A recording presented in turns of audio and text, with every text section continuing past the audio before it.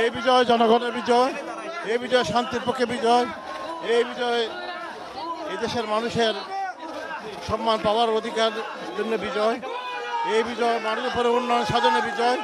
ভবিষ্যৎ যাতে মানবপুর উপজেলার সকল মানুষ সুন্দরভাবে চলতে পারে এবং তাদের ভালো মতো তার বিচার করতে পারে এবং ভবিষ্যতে মাধবপুরের মানুষ একতা হয়ে তাদের উন্নয়নের স্বার্থে একতাবদ্ধভাবে এটা করতে পারে। সবাই ধন্যবাদ এবং সুষ্ঠুভাবে নির্বাচন হয়েছে। অনেক পরিকল্পনা ছিল তাদের, অনেক ধরনের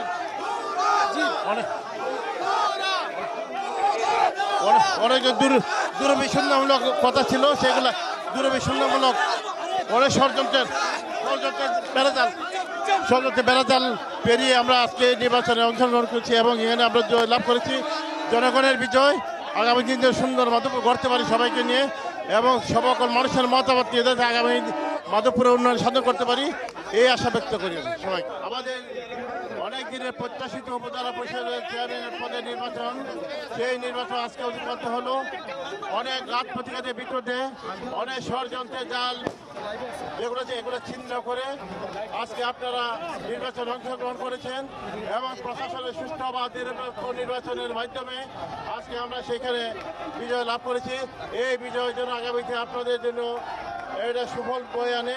মাধবপুর উপজেলার সর্বস্তরের মানুষ যাতে সেটার ফল লাভ করে এবং মাধবপুরের সুখ শান্তি এটার সঙ্গে জড়িত এবং আমি বিশ্বাস করি যে ভালোবাসা মানুষ আপনাদের সাথে আমাদের সেই ভালোবাসার জয়লাভ আজকে হয়েছে ইনশাল্লাহ।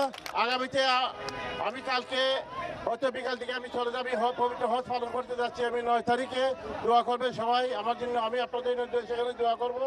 আল্লাহ পাক রব্বুল আলামিন আপনার সবাইকে ভালো রাখো ইনশাল্লাহ। সেখান থেকে এসে হজ পালন করে এসে আমি প্রত্যেকটা এলাকায় আমি যাবো, আপনাদের সাথে দেখা সাক্ষাৎ করবো এবং সেখানে আমি আপনাদের সাথে মত বিনিময় করবো। আর আমি একটা অনুরোধ করবো, যেহেতু শান্তিপূর্ণ পরিবেশ আপনারা বজায় রাখবেন, এখানে আইন শৃঙ্খলা পরিস্থিতি যেন অবনতি না ঘটে সেদিকে খেয়াল রাখবেন এবং কোনো ধরনের আচরণবিধি যাতে লঙ্ঘন না হয় সেখানে এবং সেখানে আপনাদের আচরণ লঙ্ঘন হয় সেখানে বিজয় মিছিল নিষেধ করা আছে। কোনো ধরনের বিজয় মিছিল করা যাবে না। আমি অনুরোধ করব আপনাদেরকে, আপনারা আল্লাহর কাছে আপনারা 2 রাকাত নফল নামাজ আদায় করবেন এবং শুকরানা আদায় করবেন। আমরা শান্তিতে বিশ্বাসী, আমরা সবাই শান্তি চাই এবং উপজেলার সকল মানুষের শান্তি কামনা করি। প্রশাসন আমাদের সুষ্ঠুভাবে নিরপেক্ষ নির্বাচন উপহার দিয়েছে, আজকে আমরা প্রশাসনকে সেই ব্যাপারে ধন্যবাদ জ্ঞাপন করি।